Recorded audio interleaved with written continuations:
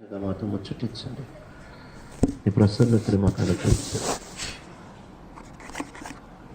నీ మహిమ మా వ్యక్తిగత జీవితాల్లో, మా కుటుంబ జీవితాలలో, మా సంఘ జీవితాలలో ఎలా తిరిగి రాగలదో మాకు నీవే నేర్పిస్తున్నామని వేడుకుంటున్నాం. కృపను అనుగ్రహించండి. తీసుకొని వచ్చిన ప్రతి బిడ్డను బట్టి ప్రతి వందనాలు. ఈ చిత్రంలో ఇంకా ఎవరైతే ఉన్నారో ఆ బిడ్డలందరినీ కూడా నీవే తీసుకొస్తున్నామని వేడుకుంటూ ఉంటున్నా. సహాయం చేయండి. తెరవబడిన ఆకాశంను అనుగ్రహించండి. ప్రార్థన విన్నందుకు కీర్తిస్తూ నువ్వు తగ్గించుకుంటూ నేనే హెచ్చిస్తూ యేసు క్రీస్తు ప్రభువు మా రక్షకుని ఘనమైన శ్రేయస్కరమైన నామంలో బ్రతిమలాడి వేడుకుంటున్నాం తండ్రి. ఆమేన్. దేవుని మహిమ తిరిగి వచ్చుట అనే పుస్తకాన్ని దైవజనుడు భక్సింగ్ గారు రాస్తూ వచ్చారు. చాలా అద్భుతమైన పుస్తకం. ఒకవేళ మీరు ఇప్పటి వరకు చదవకపోయి ఉంటే ఖచ్చితంగా ఆ పుస్తకాన్ని కొనుక్కొని చదవలసిందిగా మనం చేస్తూ ఉంటున్నాం. వీటికి 2 దినాలు కూడా మన జీవితాల్లో దేవుని మహిమ తిరిగి ఎలా వస్తుంది, వ్యక్తిగత జీవితంలో దేవుని మహిమ వస్తేనే కుటుంబాలు మారుతాయి, కుటుంబ జీవితాలలో దేవుని మహిమ వస్తేనే సంఘాలు మారుతాయి, సంఘాలలో దేవుని మహిమ వస్తేనే సార్వత్రిక సంఘం మారుతుంది. నువ్వు చాలా విలువైన వ్యక్తివి. యేసయ్య నిన్ను రక్షించాడు అని అంటే ఈ మహిమని తీసుకొని రావడానికి నీకంటూ ఒక ఖచ్చితమైన భాగం ఉంది అనే సంగతి ఎప్పుడు మర్చిపోవద్దు. యేసయ్య రక్షించి ఆయన మహిమ ప్రణాళికలో భాగం లేనివాడు ఎవ్వరూ ఉండరు. ఆయన రక్షించాడు అంటే రక్షించబడిన వెంటనే ఆయన మహిమని తిరిగి తీసుకొని రావడంలో కూడా దేవుడు భాగమును ఇస్తూ ఉంటాడు. కనుక ఈ మహిమని ఎలా తీసుకొని రాగలము? ఈ మొదటి దినాన్న ఈ మహిమని తీసుకొని రావడానికి దావీదు ఎందుకు ఓడిపోయాడు? 4 సెషన్లు కదా, ఇప్పుడు 2 సెషన్లు ఉంటాయి, మధ్యాహ్నం 1 రాత్రి 1. కాబట్టి 4 సెషన్లు కూడా ఎందుకు దేవుని మహిమ మందస్సాన్ని దావీదు తీసుకొని రాలేకపోయాడు? 4 కారణాలు చూసుకుందాం. ప్రభుత్వమైతే రేపటి దినాన్న ఎందుకు దేవుని మందస్సాన్ని దావీదు తీసుకొని రాగలిగాడో ఇదే అధ్యాయం నుంచి రేపటి దినం ఒక 4 కారణాలు చూసుకోవడానికి ప్రయత్నం చేద్దాం. దావీదు ఎప్పుడైతే మందస్సాన్ని తీసుకొని వద్దాం అనుకున్నాడో, మందసాన్ని తీసుకొని వద్దాం అనుకున్నప్పుడు ఆయన వేస్తా వచ్చిన ప్రణాళిక చదువుదాం. 2వ సమూయేలు గ్రంథం 6వ అధ్యాయము 1వ వచనం చదవనా? తరువాత దావీదు ఇశ్రాయేలులో 30,000 మంది శూరులను సమకూర్చుకొని బయలుదేరి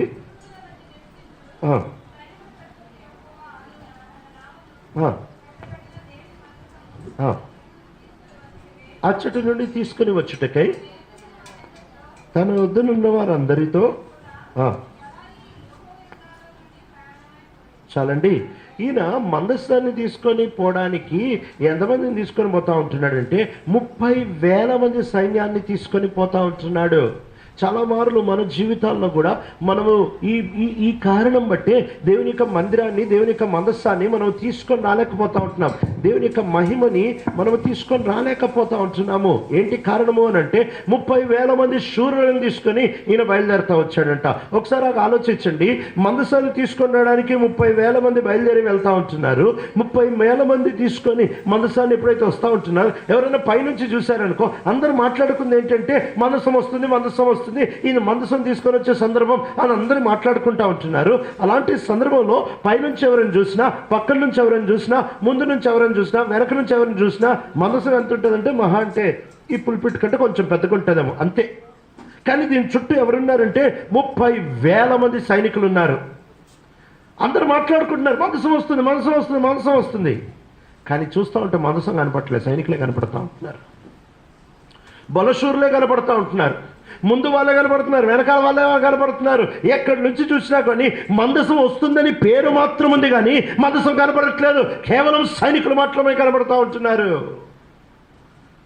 చాలాసార్లు మన జీవితాల్లో దేవుని మహిమ తీసుకొని వద్దాము అని అనుకుంటాము, కానీ మనస్సు లోపల ఎక్కడో ఆంతర్యంలో ఒక చిన్న కోరిక ఏంటంటే నేను కనపడాలి, నన్ను చూడాలి, నాది ఏదో ఒకటి కనపడాలి.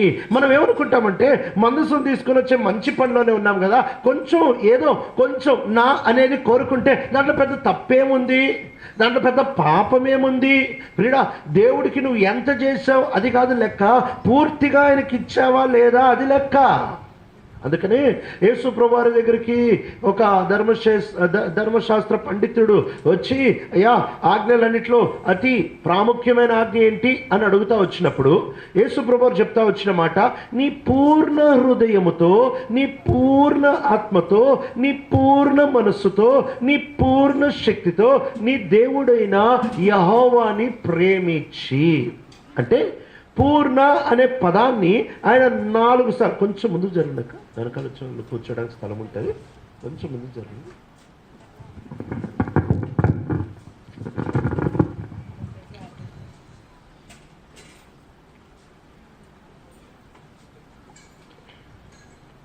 ముందు జరగడానికి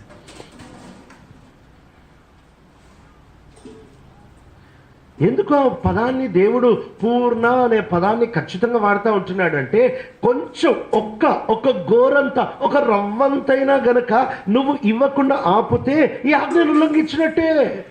బహుశా నీ జీవితంలో ఈ ఆజ్ఞని ఒక సెకండ్కి కూడా నెరవేర్చలేదేమో. బహుశా మన జీవితంలో ఒక గంట కోసం కూడా ఈ ఆజ్ఞని ఎప్పుడు నెరవేర్చడం. పూర్ణ హృదయంతో, పూర్ణ ఆత్మతో, పూర్ణ శక్తితో, పూర్ణ మనస్సుతో నీ దేవుడిని యెహోవాని ప్రేమించి సేవించడం. పూర్తిగా కొంచెం కూడా నేను అనేది కనపడకుండా, కొంచెం కూడా నేను అనేది ప్రత్యక్షంగా అక్కడ కొంచెం కూడా కోరిక లేకుండా. చాలాసార్లు ఈ పూర్తిగా ప్రభు మందసాన్ని తీసుకొని వచ్చినప్పుడు నేను కానీ నా సైన్యం కానీ కనపడకూడదు అనే ఈ అవగాహన గనక లేకపోతే మనసాన్ని నువ్వు తీసుకొని రాలేవు. ఈయన మనసాన్ని ఎప్పుడైతే మొదటిసారి 2వ సమూయేలు గ్రంథం 6వ అధ్యాయంలో తీసుకొని వస్తూ ఉంటున్నాడు, అక్కడ దావీదు సైన్యాధిపతిగా నడుచుకుంటా ఉంటున్నాడు. ఆయన ఆ సైన్యాధిపతిగా, ఆ సైన్యమంతటిని ఏలేవాడిగా, వారి అధిపతిగా ఆయన నడుచుకుంటా వెళ్తున్నాడు. అందుకని ఆయన మందసాన్ని తీసుకొని రాలేకపోతా ఉంటున్నాడు. అయితే మందసాన్ని తీసుకొని వచ్చినప్పుడు ఎట్లా నడుస్తున్నాడు తెలుసా? ఒక సామాన్యుడిగా నడుస్తున్నాడు. తన రాజవస్త్రాలు తీసేశాడు. తన రాజవస్త్రాలు తీసి ఏ వస్త్రం వేసుకున్నాడంట? మరి చదువుదాము. 2వ సమూయేలు గ్రంథము 6వ అధ్యాయము, 2వ సమూయేలు గ్రంథము 6వ అధ్యాయము 14వ వచనం చదవండి ఎవరైనా తెలుగులో. ఎట్లనగా యెహోవా మందసమును మోయువారు 6 అడుగులు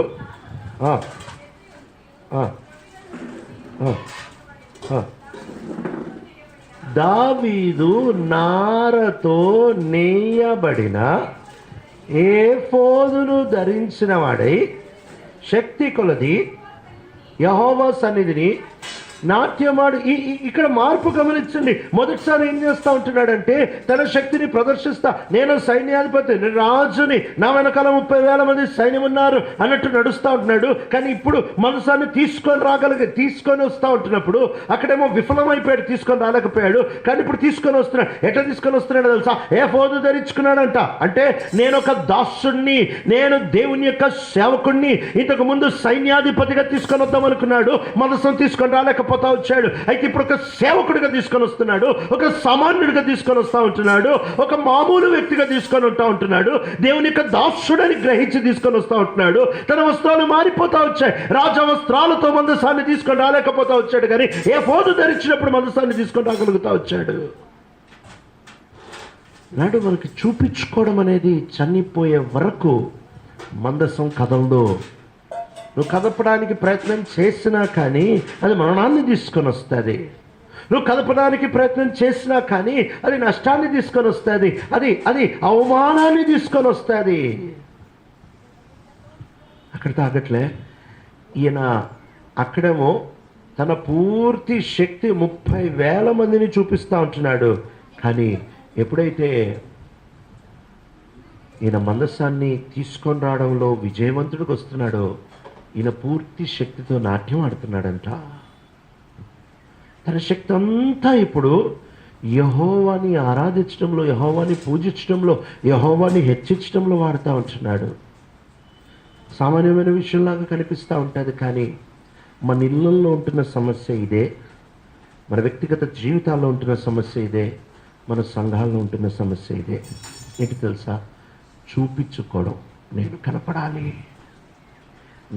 కనపడాలి అనేదే మన జీవితాన్ని ఎంత నష్టపరుస్తూ ఉంటుందో. ఈరోజు మొదటి సెషన్లో దేవుని మహిమ ఆగిపోవడానికి గల కారణం ఏంటంటే, నేను కనపడాలి అని మన లోపల ఉంటున్న చిన్న చిరు కోరిక. ఆ కోరికని కనుక ఈ దినాన మనం బలిపీఠం మీద పెట్టగలిగితే, ఆ కోరికని కనుక ప్రభు కొరకు దహించగలిగి దాన్ని కాల్చివేయబడి సిలువకు అప్పగించగలిగితే దేవుని మహిమ తీసుకొనడము సాధ్యము. నేను కనపడాలి. ఎప్పుడైతే ఈయన 30,000 మందిని తీసుకొని వెళ్తా వచ్చాడో, వెళ్ళి ఆ మందసాన్ని తన శక్తితో, అసలు మందసాన్ని తీసుకెళ్ళడానికి సామాన్య మనుషుల్ని తీసుకోవచ్చు కదా, లేకపోతే సేవకుల్ని తీసుకొని పోవచ్చు కదా. ఈయన సైనికుల్ని ఎందుకు తీసుకొని పోతా ఉంటున్నాడు? పేరు మందసం, కానీ చూపించుకోవాలనుకుంటుంది ఈయననే. అహరోను ఎప్పుడైతే మోషే 40 దినాలు 40 రాత్రులు సినాయి పర్వతం మీద ప్రభుత్వం మాట్లాడితే ఆజ్ఞలు తీసుకుంటా ఉంటున్నాడు. ఆ సమయంలో ప్రజలందరూ అహరోను దగ్గరకు వచ్చి, మోషే అనేవాడు ఏమయ్యాడో మాకు అర్థం కావట్లేదు. నిర్గమ 32 నుంచి చెప్తా ఉంటున్నాను. మోషే అనేవాడు ఏమయ్యాడో మాకు అర్థం కావట్లేదు, మాకు ఒక దేవతల్ని తయారు చేయి, మాకు దేవుణ్ణి తయారు చేయి అని అంటా ఉన్నప్పుడు, ఇప్పుడు అహరోన్కి ఏం చేయాలో అర్థం కావట్లేదు. అహరోన్ ఏటో 2 ప్రత్యామ్నాయాలు ఉన్నాయి. ఒకటి, బైబిల్ విగ్రహారాధన తప్పని చెప్తుంది, ఇవన్నీ మనం చేయకూడదు, ఇవన్నీ మంచిది కాదు, మనం నీ విగ్రహాలు కదా బయటకు తీసుకొని వచ్చింది, దేవుడు బయటకు తీసుకొని వచ్చాడు, ఇట్లాంటి పని ఎందుకు చేయాలనుకుంటున్నారు, వద్దు నేను చేయను అని చెప్పి వాక్యం కనుక ఖచ్చితంగా బోధించాడు అనుకో, 25 లక్షల మంది ఏమంటారు తెలుసా? భలే చెప్పేవాళ్ళ వాక్యం, నువ్వు కాకపోతే ఇంకొకటి చేస్తాడు, పక్కకెళ్ళు అని అహరోన్ని తీసేస్తారు. అహరోన్ అవసరం లేదంటారు. ఇప్పుడు అహరోన్కి ఒక పక్కన 25 లక్షల మంది కావాలి. ఒకవేళ వాళ్ళ మాట విని వాళ్ళకి విగ్రహాన్ని తయారు చేసిస్తే దేవుడు అంటాడు, నువ్వు నాకు అవసరం లేదు, నువ్వు నా సేవకుడు ఎట్లా అవుతావు? ప్రజల మాట విన్నావా? ఇద్దరి మధ్యలో నలిగిపోతున్నాడు అహరోను. ఇటు ప్రజలను వదులుకోవాలంటే భయం వేస్తూ ఉంది. ఎందుకంటే 25 లక్షల మందిని వదులుకుంటే నా భవిష్యత్తు ఏంటి?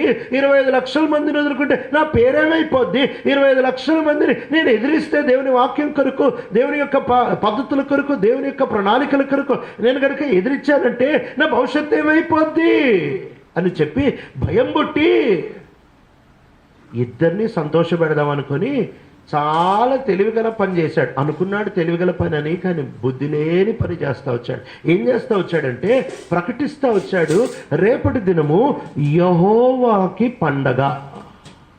బ్యానర్ కట్టారు, ఏంటంటే యెహోవా పండగ అని బ్యానర్ కట్టారు, ప్యాంప్లెట్లు పంచారు, యెహోవా పండగ అని. నోటి మాటలో అందరూ యెహోవా పండగ, యెహోవా పండగ, యెహోవా పండగ అని చెప్తున్నారు. సరే యెహోవా పండగ కదా అని చెప్పి ఆ బ్యానర్ దగ్గర రాగానే పెద్ద అక్షరాల్లో యెహోవాకి పండగ, లోపల రాగానే అన్ని యెహోవాకి పండగ, ఎక్కడ చూసా యెహోవాకి పండగ అని రాశారు. తీరా లోపలికి వస్తే లోపల ఒక దూడ ఉందేమో బంగారు దూడ, పేరేమో యెహోవాకి పండగ.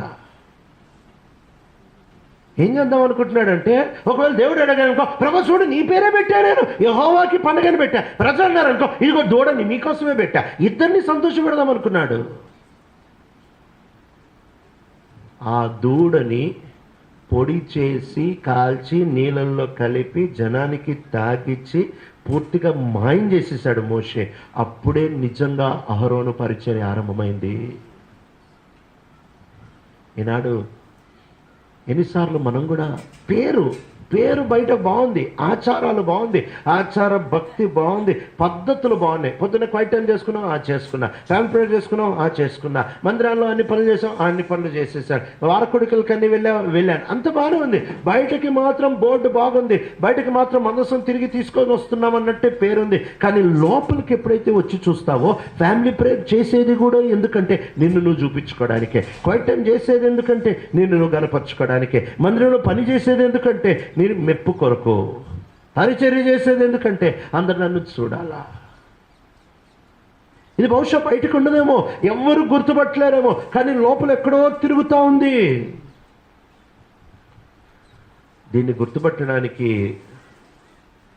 3 సులువైన నేను కనపడాలి అనే పిచ్చి నీలో ఉంది అని చూపించుకోవడానికి 3 సామాన్యమైన సూచనలు బైబిల్ గ్రంథంలో మనం చూస్తూ రావచ్చు. మొదటి సూచన, మొదటి సమూయేలు గ్రంథానికి వద్దాం. మొదటి సమూయేలు గ్రంథం 17వ అధ్యాయము 18వ అధ్యాయానికి వద్దాం. మొదటి సమూయేలు గ్రంథము 18వ అధ్యాయం 7-8 వచనాలు చదవండి.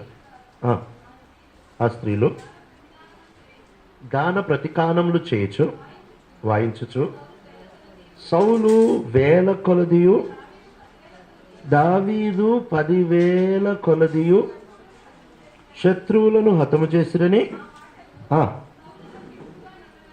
ఆ మాటలు సౌలునకు ఇంపుగా నుండనందున అతడు బహు కోపము తెచ్చుకొని వాళ్ళు దావీదునకు 10,000 కొలదనియు నాకు 1000 కొలది అనియు స్తుతులు పాడిరే, రాజ్యము తప్ప మరి ఏమి అతడు తీసుకొనగలడు అనుకోనేను. ఎవరితో చెప్పట్లేదంట ఈయన, ఎవరితో ఈ మాట చెప్పట్లేదు. కానీ ఈయన లోపల అయ్యో ఏమవుతుంది, ఏం జరిగిపోతా ఉంది, నాకు 1000 మంది అని చెప్పి దావీదు లాంటి పిల్లోడికి, నా తర్వాత వచ్చినోడికి ఈ చిన్న విజయం సంపాదించేటప్పటికి దావీదుకి 10,000 మంది అంటారా? ఒకరోజు ఒక ఇంటికి వెళ్ళాను భోజనానికి. 3 కొడుకులు, ఆ ఇంట్లో 3 కోడళ్ళు ఉన్నారు. ఒకళ్ళు కొబ్బరన్నం చేశారు, ఇంకోళ్ళు కూర చేశారు, ఇంకోళ్ళు ఫ్రై చేశారు. ఒక కోడలేమో అన్నం కొబ్బరన్నం, ఇంకో కోడలేమో కూర, ఇంకో కోడలేమో ఫ్రై. తినేటప్పుడు ఫ్రై చాలా బాగుంది అన్న, 2 ముఖాలు మాడిపోయాయి. అంటే కొబ్బరన్నం అన్నా అది కూడా పర్వాలేదు అంటే పర్వాలేదా అన్న, అంతే. ఎందుకు? ఆ కొబ్బరిని చేసి పెట్టింది తిని సంతోషించాలని కాదు, మెచ్చుకోవాలని. ఇది సహజ స్వభావము, ఇలా తప్పేం లేదు. ఎందుకంటే పడిపోయిన మానవుని సహజ స్వభావమే ఇది. అసలు మానవుడు ఏం తప్పాడు తెలుసా? మానవుడు ఎందుకు పాపం చేశాడు తెలుసా? మానవుడు పాపం చేసిందే ఎప్పుడైతే దేవుడు మానవుని తయారు చేశాడు, తన స్వరూపం తన పోలిక చొప్పున తయారు చేసి మానవునికి దేవుడు జీవం ఇచ్చి ఆ జీవ వృక్ష ఫలాన్ని తిను తిను తిను తిను అని రోజు చెప్తాడు. నిర్హేతుగా జీవ వృక్ష ఫలం తిను, చక్కగా తిను అని ప్రభు చెప్తా ఉంటే అది తినట్లేదు. ఎందుకు తెలుసా? జీవ వృక్ష ఫలము ఒకవేళ తిన్నాడు అనుకో, ఆ జీవముతో బతుకుతా ఉంటే ఇక ఆయన జీవానికి ఏం ఘనత వస్తుంది, ఆయనకేం ఘనత వస్తుంది, మొత్తం ఆ జీవాన్ని ఇచ్చిన దేవునికే ఘనత వస్తుంది. కానీ మంచి చెడ్డల తెలివినిచ్చు వృక్షఫలం తిన్నాడనుకో, అప్పటి నుంచి తాను తెలివిమంతుడిగా చూపించుకోవచ్చు. తన తెలివి కనపడతా ఉంటుంది. మీరు దేవతల్లాగా అవుతారు అని అంటే ఇక అప్పటి నుంచి మేము కనపడతాం, అబ్బా మేము దేవతల్లాగా చూపించుకోవచ్చు, మేము మా జ్ఞానాన్ని చూపించుకోవచ్చు, మేము మంచి చెడ్డల్ని ఎరిగిన విచక్షణ జ్ఞానం కలిగిన వాళ్ళమని చూపించుకోవాలని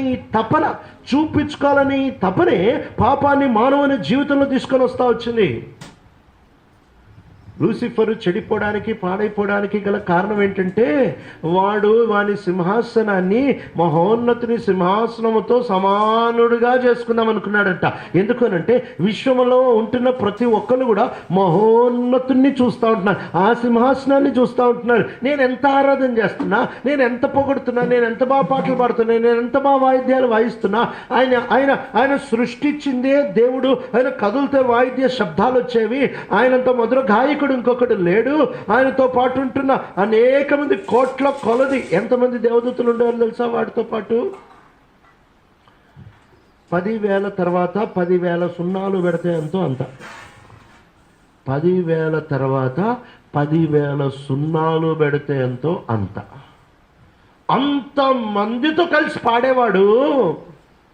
పాట పాడేటప్పుడు అంతా వీళ్ళు ఆలోచన ఏంటంటే, ఇంత పెద్ద సైన్యాన్ని, ఇంత పెద్ద వ్యూహాన్ని తీసుకొని నేను పాడుతున్నాను, కళ్ళని ఎవరి చోట్ల ఆయనే చూస్తున్నారు.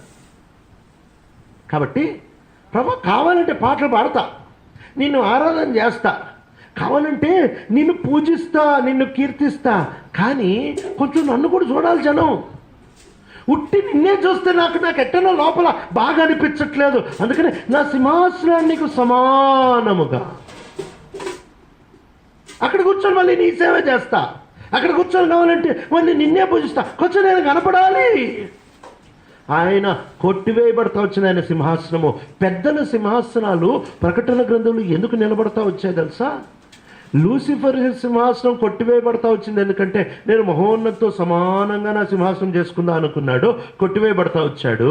అయితే పెద్దల సింహాసనము, 24 పెద్దల సింహాసనము పరలోకంలో ఎందుకు కొట్టివేయబడలేదంటే, వాళ్ళు చాలా సులువుగా సింహాసనం మీద నుండి లేచి కింద పడ్డారు. మేము కనపడకూడదు. ఎప్పుడైతే ఆ గొర్రెపిల్లని చూసి ఈయన యోగ్యుడు, ఈయన ఘనతకి యోగ్యుడు, ఈయన అర్హుడు అని అంటా ఉంటున్నారు, వెంటనే వీళ్ళు లేచి కింద పడతా ఉంటున్నారు. ఎందుకంటే పొరపాటు మేము ఎక్కడ కనపడతామేమో, ఆయన చుట్టూ మా సింహాసనాలు ఉన్నాయి, ఎక్కడైనా మేము కనపడతామేమో అని నేలన పడతా ఉంటున్నారు. ఈ స్వభావమే పరలోకపు సింహాసనం మీద మనల్ని కూర్చోబెడతారు. ఏంటి తెలుసా? నేను కనపడకూడదనే స్వభావమే. ఆయన మందస్సాన్ని ఎంత ప్రార్థన చేసినా, ఎంత సిద్ధపాటున్నా, ఎంత ప్రయాసపడినా నువ్వు తీసుకొని రాగలిగుండాలంటే నేను కనపడకూడదు అనే సులువ కార్యం లోతుల్లో జరగాలి. నీలో నేను కనపడాలని పిచ్చుందంటే మొదటి రుజువు ఏంటంటే, సౌలు వేరే వాళ్ళని మెచ్చుకుంటుంటే లోపల కష్టమైంది. నీకంటూ దేవుడు ఒక కృపావరం ఇచ్చుంటాడు, నీకంటూ దేవుడు ఏదో ఒక పరిచర్యనో ఏదో ఒక పనిని ఇచ్చుంటాడు. నువ్వు ఆ పని చేసేటప్పుడు ఒకవేళ ఎవరైనా వచ్చి అదే పనిలో ఇంకొకరిని నీకంటే ఎక్కువ మెచ్చుకుంటే నీకెట్లా అనిపిస్తుంది? ఒకవేళ లోపల కష్టం అనిపిస్తుందా? నీ పరిస్థితి ఇదే. నువ్వు మందసాన్ని తీసుకొని రాలేవు. ఒకవేళ లోపల ఇబ్బంది అనిపిస్తూ ఉందా?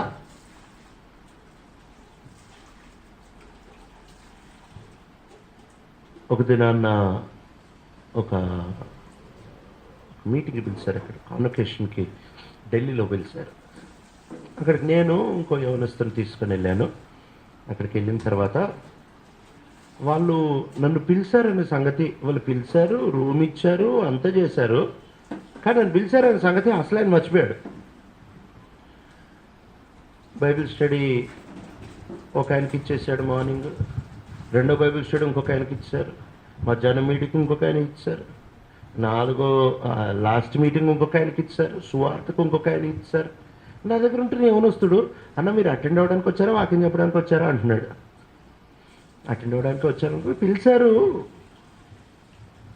కానీ మర్చిపోయారు. మొదటి రోజు అయిపోయింది. కనీసం భోజనానికన్నా పిలుస్తారంటే భోజనాలు కూడా పిలవలే. సరే, అందరితో పాటు యవనస్తుడిని నేను అందరితో పాటు కూర్చొని ఉన్నప్పుడు వాళ్ళు రొట్టెలు చేస్తారు. మన దాకా అన్నం తింటారు వాళ్ళు, కాబట్టి రొట్టెలు చేస్తూ ఉన్నారు. రొట్టెలు చేసి ఒక 10 రొట్టెలు చేస్తారు. చాలామంది కూర్చొని 10 రొట్టెలు చేస్తారు. అందరూ అరుస్తూ ఉన్నారు, మేరకు నాకు నాకు నాకు అని అరుస్తూ ఉంటే అరిసినోడికెల్లా ఇస్తూ ఉంటున్నాడు. 10 రొట్టెలు చేస్తే ఏడు సరిపోతుంది ఇంతమందిలో. మేమిద్దరం కూర్చొని ఉన్నాం.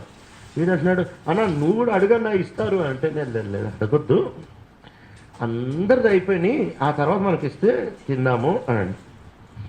అందరు వెళ్ళిపోయింది కదా, అప్పుడు తెచ్చి ఇచ్చాడు. సరే తిన్నాం. ఇది మొదటి రోజు. రెండో రోజు మళ్ళీ వెళ్ళా. రెండో రోజు ఫస్ట్ బైబిల్ స్టడీ లేదు, రెండో బైబిల్ స్టడీ లేదు, మధ్యాహ్నం మీటింగ్ లేదు, రాత్రి మీటింగ్ లేదు, భోజనం కూడా లేదు. మర్చిపోయారేమో. మూడో రోజు ఫస్ట్ బైబిల్ స్టడీ లేదు, రెండో బైబిల్ స్టడీ లేదు, మధ్యాహ్నం లేదు, రాత్రి లేదు. ఆ రోజు రాత్రి ఫ్లైట్ ఉంది, మళ్ళీ రిటర్న్ అయిపోవాలి. ఒక్క మీటింగ్ కూడా తీసుకోలే. ఇంకా నాకు కష్టం అవ్వట్లేదు, కానీ నాతో వచ్చినోడికి కష్టం అవుతుంది. అన్నం పిలిచాడు ఒక్కొక్క ఏమి కూడా అది ఇది. వాడు కూర్చొని తెగ ప్రార్థన చేసుకుంటా ఉన్నాడు. ప్రభా ఏంది ప్రభా ఇది, ఏంది ప్రభా. మధ్యాహ్నం భోజనం తినేటప్పుడు ఆ సహోదరుడు నన్ను చూశాడు. నీ పేరు మంచికి పోవాలి కదా అన్నాడు. అవును. ఎప్పుడు వచ్చారు మీరు? ఓ నాయన, నువ్వే కదా నన్ను పిలుచుకుంది, నువ్వే కదా నా కోసం ప్రార్థన చేసింది, వచ్చినాక మర్చిపోయారా బ్రదర్? 3 రోజులు అయిన బ్రదర్ వచ్చి 3 రోజులు మీరు ఇక్కడే ఉన్నారా? ఇక్కడే ఉన్నానన్న. అయ్యో బ్రదర్, ఈవినింగ్ మీటింగ్ ఇంకోళ్ళు చెప్పేశాను. పర్లేదన్నా, నో ప్రాబ్లం. ఫ్యామిలీ ప్రేయర్ తీసుకుంటారా? పర్లేదన్నా, తీసుకుంటాను. సరే అని ఫ్యామిలీ ప్రేయర్ తీసుకున్నా. ఆ రోజు నడిచేటప్పుడు చాలా బాధ వేసింది. అప్పుడు అర్థమైంది, ఓహో కనపడాలని నాలో ఎంత పిచ్చి ఉంది. అప్పటి వరకు ఏమనుకున్నా అంటే కనపడాలని పిచ్చి లేదనుకున్నా నేను. ఆ రోజు మనల్ని పక్కన పెట్టేసి ఇంకోళ్ళు నిలబడతా ఉంటే అప్పుడు అర్థమైంది, ఓహో మన లోపల కూడా ఉంది కనపడాలని పిచ్చి. పైకి వెళ్తూ ఉంటున్నాను, ఆ స్టేజ్ మీదకి వెళ్ళేటప్పుడు ఫ్యామిలీ ప్రేయర్ కోసం, ఆ ఫ్యామిలీ ప్రేయర్ చాలా వాళ్ళు టైం బాగా మెయింటైన్ చేస్తారు. ఫ్యామిలీ ప్రేయర్ కరెక్ట్గా అన్నారు 15 నిమిషాలన్నా దాంట్లో 1 నిమిషం ప్రార్థనకు పోతుంది, 14 నిమిషాలు మిగులుతాయి. 14 నిమిషాల్లో 7 నిమిషాలు మీరు, 7 నిమిషాలు తర్జుమా, 7 minutes. ఏం లేదన్నా కనీసం ఒక ఇద్దరికంటే 30,000 ఖర్చు పెట్టుంటా పోయి రావడానికి. 7 నిమిషాలు మాత్రమే మీకు ఇస్తాం. అది అయిపోయిన తర్వాత నాకు తిరిగి వచ్చేయాలి. పైకి వెళ్ళేటప్పుడు హృదయం అంతా నొప్పి. ప్రభా ఎంత దుర్మార్గుని ప్రభా, నేను అర్హుడిని కాదు నిలబట్టాను, నేను యోగ్యుడిని కాదు నిలబట్టాను. కనపడాలని పిచ్చింది ప్రభా. ఈ 3 రోజులు ఈ నిజంగా నాతో మాట్లాడడానికే నన్ను పిలిచావు ప్రభా. 3 రోజులు నా పాపమెంట్ చూపించడానికే నన్ను పిలిచావు ప్రభా. నేను కనపడాలని పిచ్చి నాకుంది, చంపేయి పిచ్చి అని అని అని హృదయం అంతా నిజంగా ప్రభు దగ్గర కుమరించి, ప్రభా నాకు కనపడాలని పిచ్చి ఉంది. ఇంకో వర్తమానికుడు నిలబడి వర్తమానం చెప్తే తట్టుకోలేని అసూయ నాలో ఉంది. ఇంకొకటి నిలబడి ఇంకొకడిని మెచ్చుకుంటా ఉంటే నేను తట్టుకోలేని శరీరం నాలో పనిచేస్తుంది, నన్ను క్షమించు అని గుండెంత బాధతో ప్రభు దగ్గర అడుగుతా ఆ స్టేజ్ మీదకి వెళ్ళా. 7 నిమిషాలు తర్జుమా. బహుశా నా జీవితంలోనే అంత ఫలవంతమైన పరిచర్య చూడలేదేమో. 7 నిమిషాల ఫ్యామిలీ ప్రేయర్లో ఎటు లేదన్నా కనీసం ఒక 600 మంది తీర్మానం తీసుకున్నారు. ఎందుకు తెలుసా?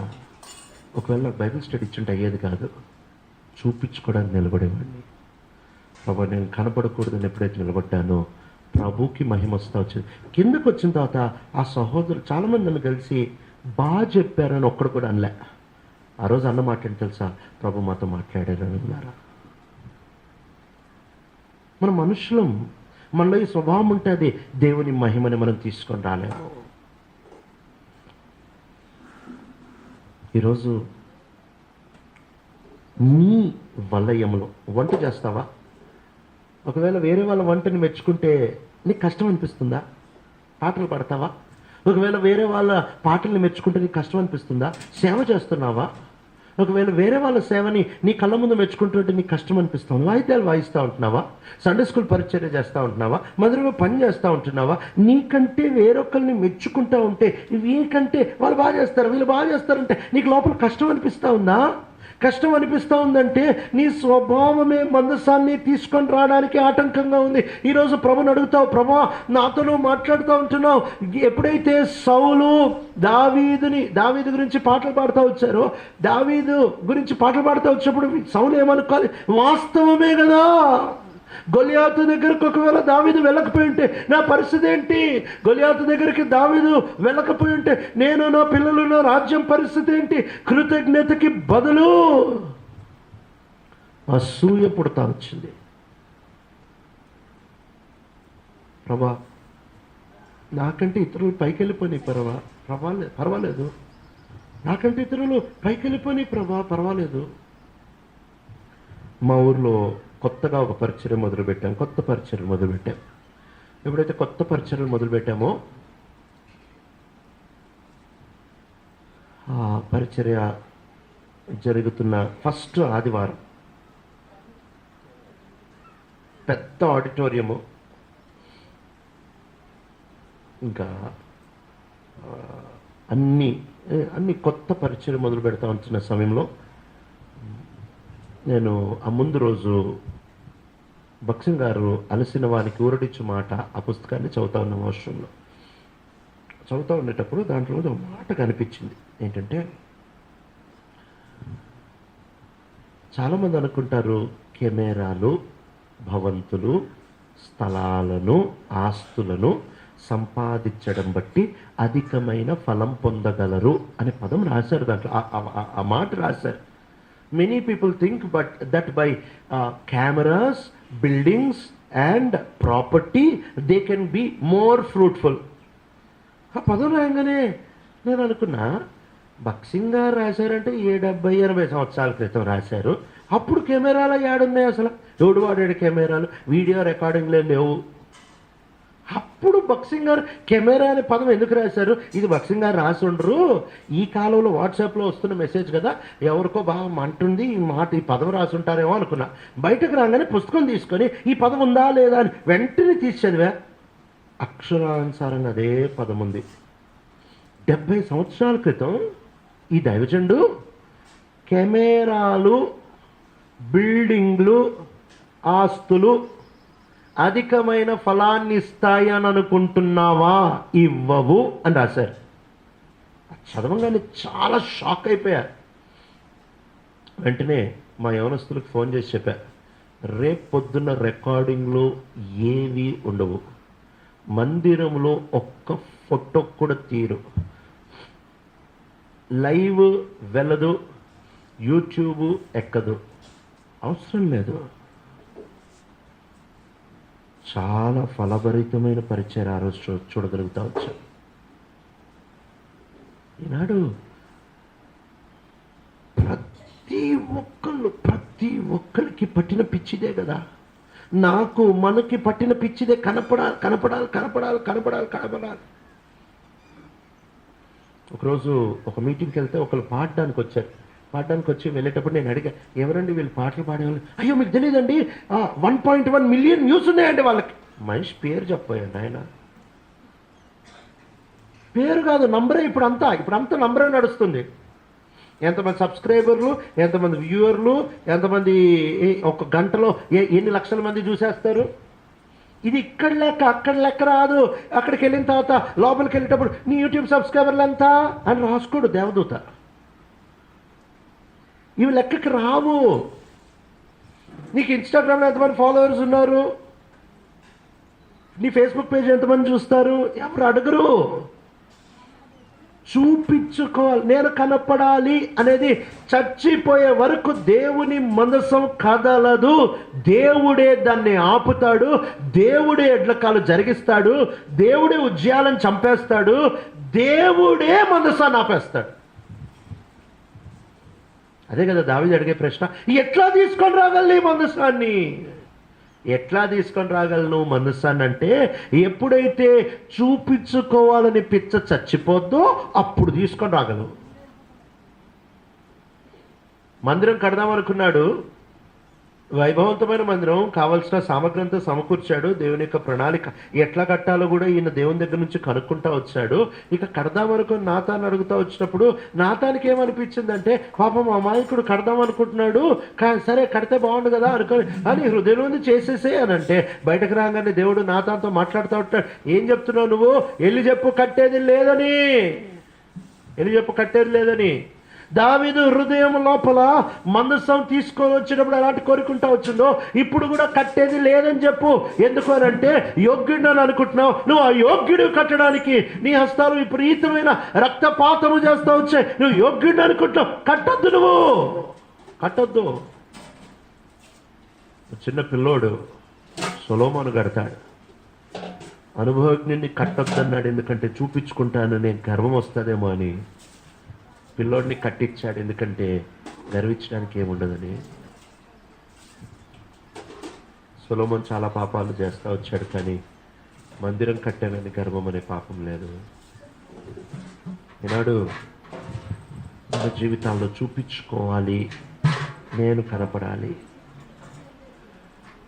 ఇళ్లలో, క్రైస్తవ ఇళ్లల్లో దేవుని మహిమ ఎందుకు లేదు తెలుసా? దేవుని నియమాలని పూర్తిగా కింద మీద చేసేసాము. పూర్తిగా కింద మీద చేసేసాం. అందుకని దేవుని మహిమ మన వ్యక్తిగత కుటుంబ జీవితాల్లోనికి రావట్లేదు. నేను కనపడాలని భర్తకి, నేను కనపడాలని భార్యకి, ఈ ఇద్దరిలో నేను కనపడాలి అని ఎప్పుడైతే వచ్చిందో మొత్తం ఎగిరిపోయింది కుటుంబంలో దేవుని మహిమ, దేవుని తేజస్సు, దేవుని యొక్క ప్రసన్నత. దాదాపు క్రైస్తవ కుటుంబాల్లో దేవుని ప్రసన్నతను మనం చూడము. ఎందుకు తెలుసా? ప్రాముఖ్యమైన 2 నియమాలు కుటుంబాలకి. మొదటి నియమము, భర్త భార్యని యేసు ప్రభు సంఘాన్ని ప్రేమించినట్టు ప్రేమించాలి. ఇది చాలా కుటుంబాల్లో కనపడదు. నీ ఫ్యామిలీ ప్రేయర్ చేయమని బైబిల్లో ఒక్క మాట చూపించు నాకు. ఫ్యామిలీ ప్రేయర్ రోజు చేసుకోండి, ఒక మాట చూపించండి. అదొక మంచి అలవాటు. అది నీ కుటుంబాన్ని ప్రభుకి అప్పగించుకోవడానికి ఒక మంచి అభ్యాసం. కానీ బైబిల్ మాట్లాడే మాట ఏంటి తెలుసా? భర్తగా నీ భార్యని యేసు ప్రభు సంఘాన్ని ప్రేమించినట్టు ప్రేమించు. యేసు ప్రభు సంఘాన్ని ఎట్లా ప్రేమించాడు తెలుసా? బైబిల్ చెప్తా ఉంటున్నమాట. మొదటి ఆజ్ఞ ఏంటి అంటే, నిన్ను వల్ల నీ పొరుగువాడిని ప్రేమించు. కానీ యేసు ప్రభు సంఘాన్ని అట్లా ప్రేమించాడు, తనకంటే ఎక్కువ ప్రేమించాడు. తనను తాను అప్పగించుకుని అంత ప్రేమించాడు, తనను తాను లోబర్చుకుని అంత ప్రేమిస్తూ వచ్చాడు. చాలా కుటుంబాల్లో యజమానుడు పని మనిషి సంబంధం ఉంటుంది భర్త భార్యకి. భార్య అంటే ఓ పని మనిషి, భార్య అంటే ఓ బానిస. పెట్టావా, పెట్టలేదు, ఇంకా ఇది తీసుకురా. ఫ్యామిలీ ప్రేయర్లో వీళ్ళ మాటలు అంటే దావీదు బోధించినట్టే ఉంటుంది. అసలు ఎట్లా మాట్లాడతారు, ఎట్లా ఉంటుంది వీళ్ళ కుటుంబాల్లో, వీళ్ళ మాటలు, వీళ్ళ వ్యవహారం అంటే ఇంట్లో పని మనిషితో మాట్లాడుతున్నారు, ఇంట్లో ఒక పని మనిషిని పెట్టుకున్నారన్న ఫీలింగ్లోనే బతుకుతారు. నాకంటే ఎక్కువ నేను నిన్ను ప్రేమిస్తా. ప్రత్యేకంగా ఒక దైవ సేవకుడు గురించి ఒక దైవ సేవకురాలు ఈ సాక్ష్యం ఇవ్వగలిగి ఉండాలి, లేకపోతే మందిరానికి మహిమ రాదు. ఏమి ఇవ్వగలిగి ఉండాలి తెలుసా దైవ సేవకురాలు సాక్ష్యం? నా భర్త నన్ను ఆయన ఎంత ప్రేమిస్తాడో అంతకంటే ఎక్కువ నన్ను ప్రేమిస్తాడు. ఎందుకు ప్రేమించలేమంటే నేను కనపడాలని పిచ్చుంది లోపల, అందుకని ప్రేమించలేము. ఇది ఒక ఎక్స్ట్రీమ్. ఏంటంటే మాస్టర్ స్లేవ్ రిలేషన్షిప్. యజమానుడు పని మనిషి సంబంధం ఉంటుంది భార్యాభర్తలకి. భర్త మొత్తం ఒక నియంతిలాగా, ఒక రాజులాగా, ఒక అధిపతిలాగా, అడిజయ్ అడిబో ఇట్రా, అసలు ఒక ప్రాణిని చూసినట్టు చూస్తాడు. వీళ్ళు దేవుని మహిమని, దేవుని మందస్సాన్ని ఎప్పుడు తీసుకొని రాలేదు. ఇలా ఉంటున్న ఏ క్రైస్తవ కుటుంబంలో కూడా దేవుని మహిమ ఉండదు. యేసుప్రభు తనను తాను మనకంటే అధికంగా ప్రేమించుంటే సంఘంలోకి మహిమ ఎక్కడి నుంచి వస్తుంది? ఇది ఒక వైపరీత్యం అయితే, రెండో వైపరీత్యం ఏంటో తెలుసా? మాట చదివి చాలా ఆశ్చర్యపోయాను నేను. భార్యలు భర్తలకి ఎలా లోబడి ఉండాలి చెప్పండి? ఎలా లోబడి ఉండాలి? ఒక పోలిక రాశారు కదా ఎట్లా లోబడి ఉండాలో. భర్తలు భార్యలను ఎట్ట ప్రేమించాలా? క్రీస్తు సంఘాన్ని ప్రేమించినట్టు ప్రేమించాలి. భార్యలు భర్తలకు ఎట్లా లోబడి ఉండాలా? సంఘం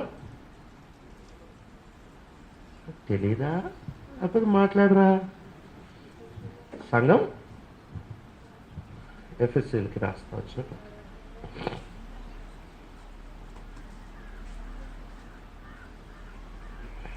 5వ అధ్యాయం 22వ వచనం చదవండి. స్త్రీలారా 24వ వచనం చదువుతాను. ఆ మాట బాగా గమనించండి. సంఘము క్రీస్తునకు లోబడునట్లుగా భార్యలు కూడా ప్రతి విషయంలోనూ తమ పురుషులకి లోబడవలెను. భర్తలేమో ప్రేమించారంటే భార్యలు లోబడరు.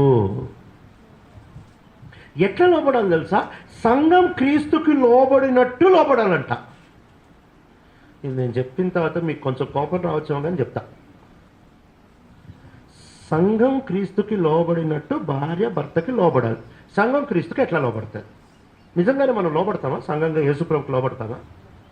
నిజంగా లోబడతామా? లేదు, మనం లోబడినంత మాత్రాన యేసు ప్రభు, ఇప్పుడు సపోజ్ దేవుడు ఒక ఆజ్ఞ ఇచ్చాడు అనుకో, ఇదిగో నువ్వు ఒక ఓడగట్టు అని ఆజ్ఞ ఇచ్చాడు.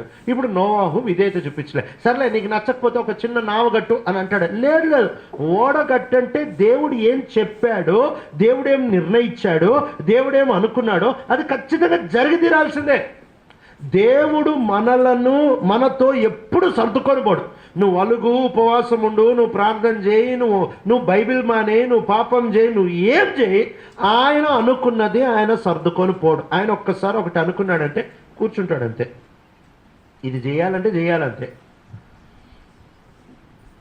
మనల్ని లోపరచడానికి దేవుడు వాడుకునే ఒక బలమైన సాధనం ఏంటి తెలుసా? మనల్ని లోపరచడానికి, ఒకవేళ ఉదాహరణకి మనం పాపం చేసామనుకో, ఏదో ఒక తప్పు చేసాం, ఒక పాపం చేసాం. ఆ పాపం చేసిన తర్వాత నిన్ను ఒప్పించడానికి, ప్రభుని క్షమాపణ అడిగేటట్టు, ప్రభా నాకు తప్పైపోయింది ప్రభా నన్ను క్షమించు ప్రభా అని అడిగేటట్టు దేవుడు వాడుకునే బలమైన సాధనం ఏంటి తెలుసా? అసమాధానం. నీ సమాధానం తీసేస్తాడు. ఆ అసమాధానం తట్టుకోలేక, ఆ అసమాధానం నీ వల్ల కాక, ఏంటబ్బా ఇంత అసమాధానం ప్రభా, నేను తప్పు చేశాను, ఏం తప్పు చేశాను చూపించు ప్రభా. ఒకవేళ ఆలోచించు, నువ్వు పాపం చేసిన తర్వాత దేవుడు గనక నీకు అసమాధానం ఇవ్వకపోతే నువ్వు అసలు పాపం ఒప్పుకుంటావా? లోపల మనసాక్షిలో, లోపల మనస్సులో, లోపల హృదయంలో, ఆత్మలో అసమాధానం గనుక దేవుడు ఇవ్వకపోతే, ఆ శాంతిని గనుక దేవుడు పెట్టకపోతే మనం పాపాలు ఒప్పుకోము. కాబట్టి అసమాధానము, అశాంతి అనే దాన్ని దేవుడు వాడి మనల్ని విధేయులుగా చేస్తాడు. చాలా గృహాలని ఆడవాళ్ళు నడిపిస్తారు. స్త్రీలు ఏం చెప్తే పురుషులు తింటారు. ఆజ్ఞలాగా చెప్పరు. నెమ్మదిగా టిఫిన్ వేస్తా ఏమండి ఇది ఇలా చేస్తే బాగుంటుందంటే ఈయన ఇది చేస్తాడు, నెమ్మదిగా వేసేస్తారు. ఆరంభ సంవత్సరాల్లో మా ఇంట్లో కూడా అట్లానే ఉండింది.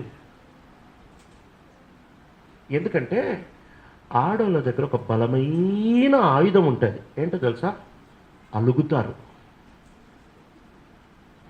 వీళ్ళు అలిగారనుకో, ఎంతటి భర్త అయినా హే ఈ పోరెందుకు రా బాబు ఎంతో అలిగి, సర్లే చేస్తాను. యేసు ప్రభు సర్దుకొని పోడు తెలుసా? వెంతలుగు సర్దుకొని పోడు. ఆయన అనుకుందే జరుగుద్ది.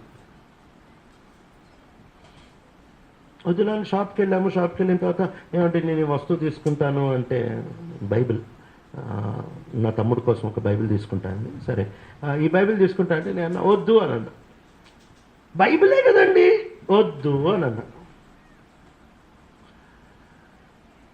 700 కదండి, వద్దు.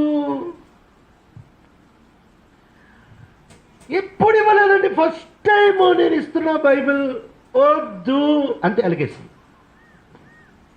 అలగంగానే ఈ అలుగుడి అన్నీ ఆడదట్టుకునే తీసుకో 700 తీసుకో. ఇంటికి వచ్చా. ఆ రోజు ప్రభుత్వంతో ఈ మాట మాట్లాడాడు. నీ భార్య నీ కుటుంబాన్ని వెళ్ళనివ్వద్దు. ఆ రోజు ఒక డిసైడ్ అయిపోయా. ఏంటంటే దైవికంగా దేవుడు నాతో చెప్పిన మాట నా ఇంట్లో జరగాల్సిందంతే. నువ్వు అలిగినా నడవదు, అసమాధానమైనా పర్లేదు, కానీ ఇంతే. కాబట్టి నా ఇంట్లో ఒకటి తెలిసి ఏంటంటే, ఈయన గనక ప్రార్థన చేసి ఒకటి ఫిక్స్ అయిపోయాడంటే నేను ఎంత అడిగినా అదే జరుగుతుంది. అలగడం మానేసింది. 2 వైపరీత్యాలు.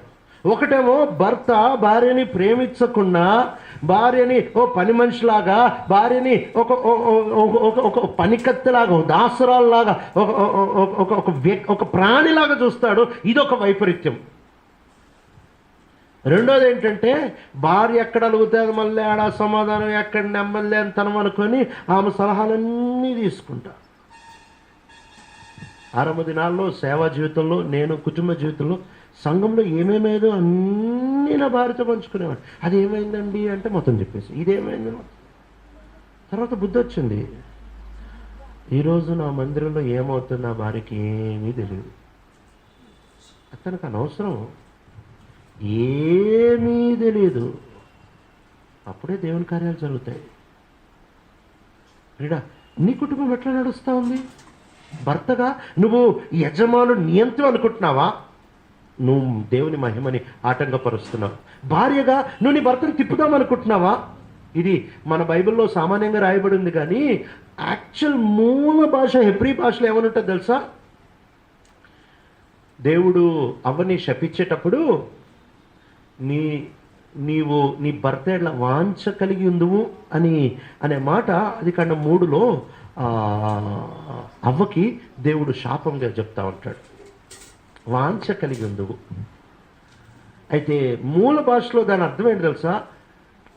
ఇంగ్లీష్ బైబిల్లో you will rule, your desire will be for your husband. మూల భాషలో your desire will be to rule over your husband. నీ కోరిక నీ భర్తని ఏలాలి, నేను చెప్పింది జరగాలి. ప్రతి స్త్రీకి లోపల ఈ గుణం ఉంటుంది. నేను చెప్పింది జరగాలి నా ఇంట్లో. దానికి అలుగుతాం, మూతి ముడుచుకుంటాం, మాటలు మాట్లాడడం, ఎంతటి సంసోన్ననో ఉంచేయగలరు. కానీ ఇంటికి మహిమ ఆగిపోతుంది దీన్ని బట్టి తెలుసా? స్త్రీ యొక్క అతి ప్రాముఖ్యమైన పరిచర్య ఏంటో తెలుసా? భర్తకి లోబడి ఉండడం. ఇది అతి ప్రాముఖ్యమైన పరిచర్య. భర్తకుంటున్న అతి ప్రాముఖ్యమైన పరిచర్య ఏంటి తెలుసా? తన భార్యని ప్రేమించడం. దేవుని మందసం ఎందుకు రావట్లేదంటే, నన్ను నేను చూపించుకోవాలని ఈ పిచ్చి అడ్డొస్తూ ఉంది. ఈ మహిమని తిరిగి తీసుకున్నక్కడ ఈ మందసాన్ని ఆపేస్తూ ఉంటుంది. ఈరోజు ఒకసారి ప్రభుని క్షమాపణ, ప్రభా ఇది వాస్తవం ప్రభా, నేను అనుకుంటున్నా నాలో లేదని, కానీ ఇతరుల గురించి మాట్లాడితే నాకు అసూయ పుడుతూ ఉంది. రెండోది, నా ఇంట్లో పరిస్థితి ఏం మాట్లాడుతూ ఉందంటే, ఒకవేళ భర్తగా నువ్వు ప్రేమించలేకపోతా ఉంటున్నావా, నువ్వు చూపించుకుంటున్నావు. ఒకవేళ భార్యగా నువ్వు అనుకున్నదే జరగాలని నువ్వు పంతనం కట్టుతున్నావా, నువ్వు అలుగుతున్నావా, మూతి ముడుచుకుంటున్నావా, లోబడ్డం కష్టమవుతా ఉందా, నువ్వు మహిమను ఆపుతున్నావు. ఇది రుజువు, కుటుంబాలు రుజువు నిన్ను నువ్వు చూపించుకోవాలని బ్రతుకుతున్న కుటుంబం అని. మూడవ రుజువు, నిన్ను నువ్వు చూపించుకోవాలి అనే మూడవ రుజువు ఏంటి అనంటే, దేనితో హృదయం నింపబడి ఉంటుందో నోరు అదే మాట్లాడుతుంది.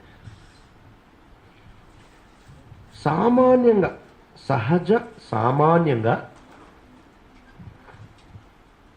నిన్ను ఒకవేళ వదిలేస్తే మాట్లాడడానికి సామాన్యంగా ఏం మాటలు బయటకు వస్తాయి?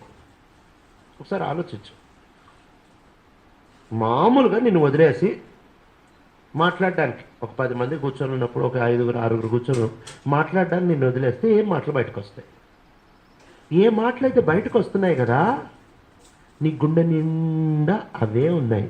ఇది బైబిల్ చెప్తున్న మాట. హృదయం అన్నిటికంటే మోసకరమైంది, అది ఘోరమైన వ్యాధి కలిగిన గ్రహించగలవాడు ఎవరు అని పాత నిబంధన ప్రశ్నతో ఆగిపోతా ఉంటే, కొత్త నిబంధనలో యేసు ప్రభువు గ్రహించగలవాడు ఎవడో జవాబు చెప్తా ఉంటున్నాడు. ఏంటి జవాబు అని అంటే, నీ నోటి మాటని నువ్వు గనక ఒక్కసారి ఆపి చూస్తే, నీ నోటి మాటని ఒకవేళ నువ్వు పరీక్షించి చూస్తే అప్పుడు నీ హృదయం ఎలాగుందో గ్రహించగలవు. నీ హృదయాన్ని చూపించేదే నీ మాట. ఏం మాట్లాడతావు నువ్వు? ఇతరుల లోపాలు, ఇతరుల కొరతలు, వాళ్ళు ఇట్లా చేశారు, వీళ్ళు ఇట్లా చేశారు, ఇతరుల పొరపాట్లు, ఈ మాటలే బయటకు వస్తాయి. ఒకసారి నీ జీవితం నువ్వు ఆలోచించు. ఇతరుల చెడు గురించి ఎక్కువ మాట్లాడుతున్నావా, ఇతరుల మంచి గురించి ఎక్కువ మాట్లాడుతున్నావా? నువ్వు ఇతరుల చెడు గురించి ఎక్కువ మాట్లాడుతున్నావు అని అంటే ఆటోమేటిక్గా ఇదొక బలమైన రుజువు ఏంటంటే నేనే అని చూపించుకోవాలని పిచ్చింది. ఎప్పుడు ఇతరుల మంచి గురించి మాట్లాడుతున్నావు అని అంటే ఏ వ్యక్తి అన్నా ఎప్పుడు ఇతరుల మంచి విషయాలే మాట్లాడే వ్యక్తి ఉన్నాడు అనుకో, ఆ వ్యక్తితో సహవాసం చేయి. చాలా మంచోడు ఆ వ్యక్తి. ఒకవేళ ఒక వ్యక్తి ఉన్నాడు, ఆ వ్యక్తి ఎప్పుడు చెడ్డ విషయాలు ఇతరుల గురించి, ఆయన ఇటు చేశాడు, ఈమె ఇట్లా అంది, ఆయన ఇది చేశాడు, ఈ లోపాలు చెప్తా ఉన్నాడు అనుకో, ఆ వ్యక్తికి చాలా దూరంగా ఉంది. ఎందుకంటే ఇది ఒక అంటు రోగము. ఆ వ్యక్తికి నేను చూపించుకోవాలి అనే పిచ్చి ఉంది. ఆ పిచ్చి నీకు కూడా అంటిస్తాడు. ప్రత్యేకంగా ఈ సంభాషణ భార్య భర్తల మధ్యలో ఈ సంభాషణ ఉంటుంది కదా, దీన్ని కూర్చొని పరీక్షించుకో. నువ్వు నీ భర్త లేకపోతే నువ్వు నీ భార్య కూర్చొని మాట్లాడేటప్పుడు ఇతరుల లోపాల గురించి మాట్లాడతారా, ఇతరుల మంచితనం గురించి మాట్లాడతారా? దైవ సేవకుల లోపాల గురించి, దైవ సేవకురాల లోపాల గురించి, సంఘ పెద్దల లోపాల గురించి, సార్వత్రిక సంఘం లోపం గురించి, భారతదేశపు లోపం గురించి, కరోనా లోపం గురించి లోపాలు మాట్లాడే తత్వము ఒకవేళ నీ కుటుంబంలో ఉందంటే మధ్యాహ్న కాల సమయంలో ప్రభు నీకు నేరుగా నీ కళ్ళ కట్టినట్టు మాట్లాడుతున్నాడు. ఏంటి తెలుసా? నువ్వే దేవుని మహిమను ఆపుతున్నావు. నువ్వెందుకు ఇతరుల లోపాల గురించి మాట్లాడుతున్నావు అంటే నీకు తెలియకుండానే నీ గుండె లోపల కేంద్రంలో నేను కనపడాలి, నేను మంచోడిని, నేను మంచిదాన్ని, నేను ప్రార్థనా పర్రాల్ని, నేను భక్తుడిని, ఇది లోపల బాగా కూర్చొని ఉంది. అందుకని నువ్వు లోపాలు చూస్తున్నావు.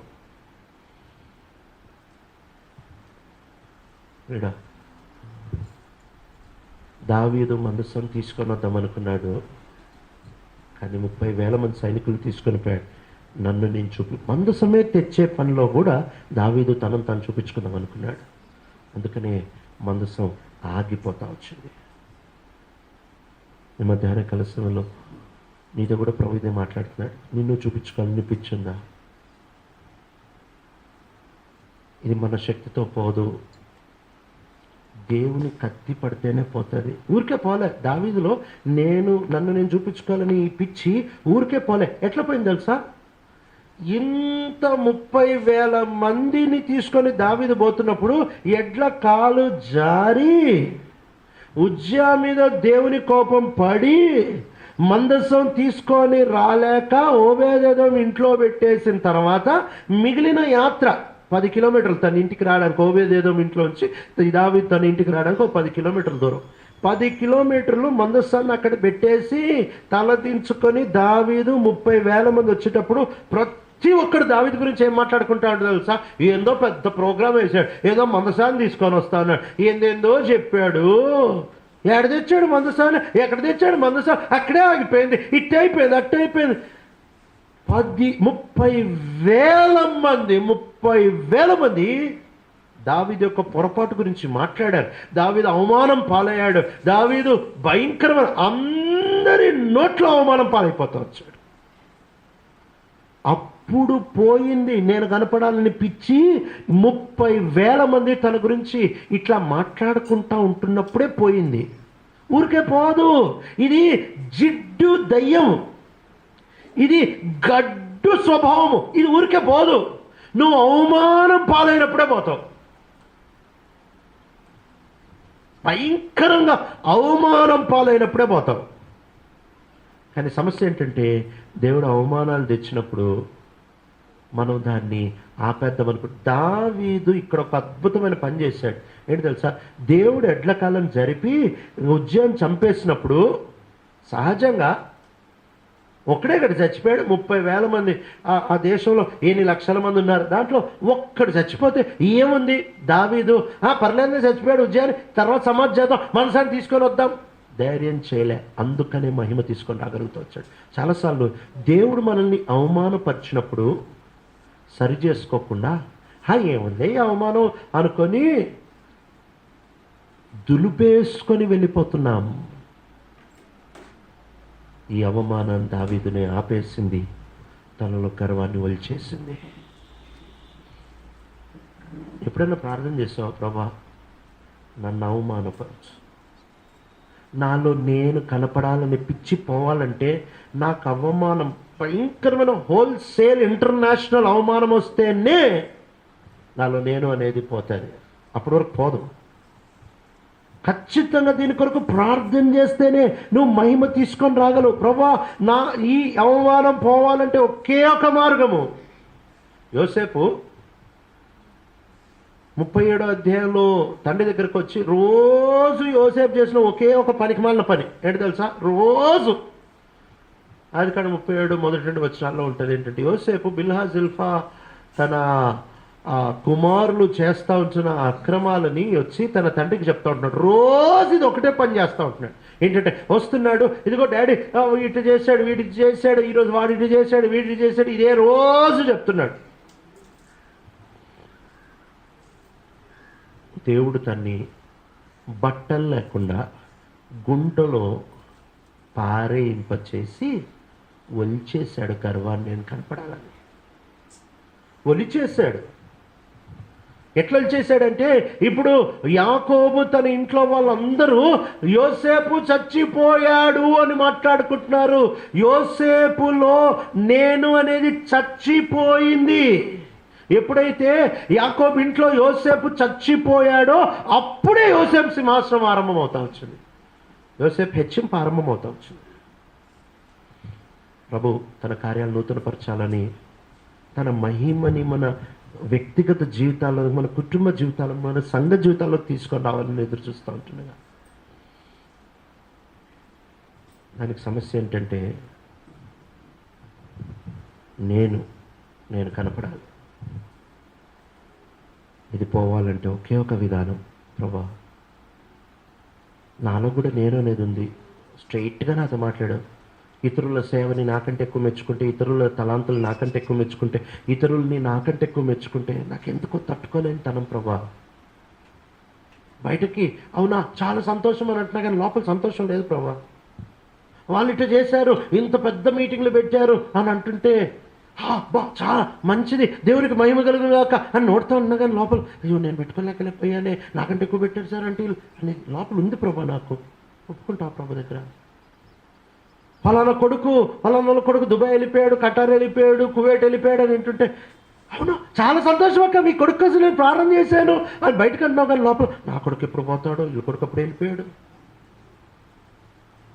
ప్రభా నిజం ప్రభా, నేను అనేది ఉంది ప్రభా నా లోపల. రెండవది, భారీగా నా ఇంటిని నేనే నడిపించాలనుకుంటున్నా ప్రభా. నా భర్తకి ఏ విషయంలో చిన్నది కొంచెం నేను అనుకున్నది జరగకపోతే అలుగుతున్నా, నేను అనుకున్నది దొరకకపోతే, నాకు చెప్పకపోతే, నాకు నచ్చినట్టు జరగకపోతే అలుగుతున్నా, ముఖం మార్చుకుంటున్నా, దిగులు ముఖం వేసుకుంటున్నా, మాట్లాడట్లేదు.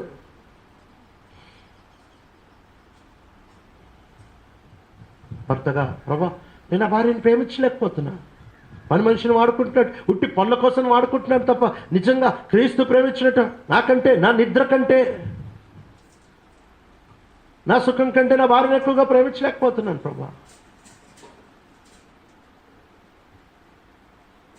ప్రభా నేను ఇతరుల లోపాల గురించే నేను మాట్లాడితే చాలు ప్రభా. ఇది వాస్తవం కాదా? నేను మాట్లాడితే చాలు ప్రభా. ఇతరుల లోపాల గురించి మాట్లాడుతున్నాను తప్ప ఎవరి గురించి మాట్లాడుతున్నాను, వాళ్ళ మంచి కూడా ఉంది కానీ ఆ మంచి గురించి ఎప్పుడు మాట్లాడలేదు ప్రభా. ఈరోజు నువ్వు డైరెక్ట్గా ప్రూవ్ చేసావు రుజువుపరిచావు నన్ను నేను చూపించుకోవాలని పిచ్చి కలిగినోడిని. ఎట్లా కాలు జరగడానికి నేనే కారణం, ఉద్యోగాలు చచ్చిపోవడానికి నేనే కారణం, మందసం ఆగిపోవడానికి నేనే కారణం. ప్రభు దగ్గర ఒప్పుకొని అప్పగించుకుందాం, కళ్ళు మూసుకుందాం, మోకాళ్ళ మీద కొద్దాం. ఒక్క క్షణం మౌనంగా ఉంది. మన జీవితాల్ని ప్రభు వాక్యపు వెలుగులో మందసం తీసుకొని దేవుని సంకల్పమే. తీసుకొని రావడానికి దేవుడు కోరుకున్న సాధనం కూడా దావీదే. కానీ సమస్య ఎక్కడొచ్చిందంటే, దావీదుకి పిలుపు ఉంది, మందసం తీసుకొని రావడానికి సామర్థ్యం కూడా ఉంది, కోరిక ఇష్టం కూడా ఉంది, నిజంగా మందసం తీసుకొని రావాలనే యథార్థ మనస్సు కూడా ఉంది. కానీ దావీదులో నేనే మందస్సాన్ని తెచ్చా, బహుగాంభీర్యంగా తెచ్చా, చాలా ఆర్భాటంతో తెచ్చా. ఈరోజు ప్రభు నీతో మాట్లాడుతూ ఉంటున్నాడు. ప్రభా, ఇతరుల్ని మెచ్చుకుంటా ఉంటే సౌల్లాగా నాకు కూడా అసూయ ఉంది ప్రభా. నా ఇంట్లో భర్తగా నన్ను నేను చూపించుకోవాలనుకొని భార్యను ప్రేమించట్లేదు ప్రభా, ఎక్కడ తల మీద కూర్చుంటుందా అని. ప్రభా, నా ఇంట్లో అంతా నేను అనుకున్నట్టే నడవాలి, నా భర్తకేం తెలుసు, ఆయన వదిలేస్తే అన్ని నష్టాలు వస్తాయి ఇంటికి అనుకొని అలిగి నాకు నచ్చిందే చేయిస్తున్నా నా భర్తతో. నేను కనపడాలని అనుకుంటున్నా ప్రభా.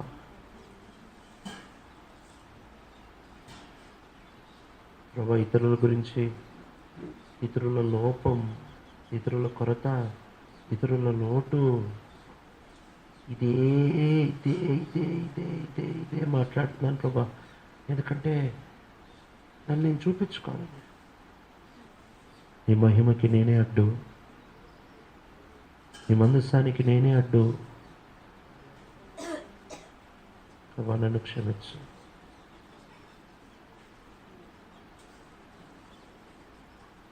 ఒకవేళ ప్రభు నిన్ను నిజంగా దర్శిస్తూ ఉంటే, ప్రభు నీతో నిజంగా మాట్లాడుతూ ఉంటే, ఒక ఇద్దరు సహోదరులు క్లుప్తంగా, నువ్వు నాతో మాట్లాడు, నేనే అడ్డు నా వ్యక్తిగత జీవితంలో, నా కుటుంబ జీవితంలో, నా పరిచర్య జీవితంలో నేను కనపడాలనే పిచ్చి లోపల ఉంది ప్రభా, ఒప్పుకుంటున్నా, నన్ను క్షమించు, ఇది నువ్వు నన్ను మార్చు. నాకు ఇద్దరు సహోదరులు క్లుప్తంగా ప్రార్థన చేయండి, అప్పగించుకోండి, మిగిలిన వాళ్ళు ఏకీవించు.